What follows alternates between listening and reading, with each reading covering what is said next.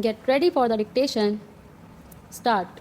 Mr. Vice Chairman, Sir, I welcome the budget proposals for the year 1982 to 1983, which are all comprehensive and which embrace most of the development plans that we have envisaged for the establishment of a socialistic society in this country.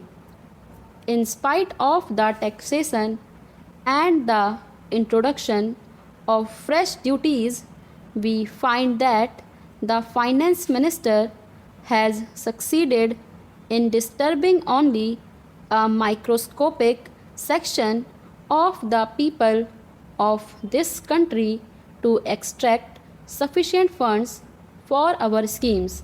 The finance minister has also succeeded in finding funds for almost all the development plans of this country, which will add to our good. While we discuss the general aspects of the budget, we will have to consider the activities of most of the sections that are now covered in the budget. Even though the provisions are there, I think, sir, the expenditure on some of the activities envisaged in this budget should be subjected to a thorough scrutiny. In this respect, sir, I wish to bring to the notice of this House the special feature of the educational system of this country. Some of the members have mentioned something about the educational system of this country, have remarked that the allocation of funds is not adequate and that the provision should be revised according to the needs of this country. As the honorable member was speaking in Hindi, I did not thoroughly understand what he meant, but still, sir, the educational system has created a sort of confusion in our country over the last 15 years, and every now and then we had been changing the schemes and plans for educating our children, and various states have adopted different schemes which have actually created a feeling of disintegration among the people of this country. In some of the states, they have switched to the regional language as the medium of instruction, and in some states, they think that English should be retained as the medium of instruction. But the people believe that the medium of instruction should be Hindi, that is the national language of our country. But, sir, the time is not yet ripe for us to switch on to Hindi. So, as and when we find it feasible, we may switch on to our national language, but till that time, we will keep English as the medium of instruction in all educational institutions. Sir, the other day, the University Grants Commission submitted a report wherein they have mentioned that English should be the medium of instruction, at least in the colleges.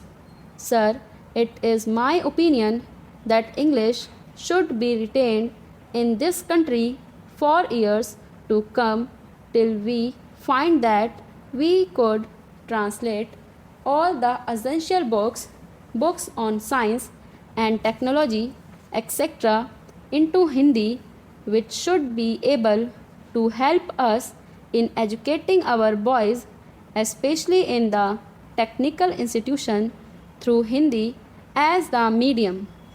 Here, sir, some of the members have pointed out with regard to the introduction of different types of education in the same state or in various parts of this country, we find that a majority of the children of our country are educated in the basic system, which brings out, as far as I know, second class citizens in this country who are to be governed by the boys who are sent to the public schools.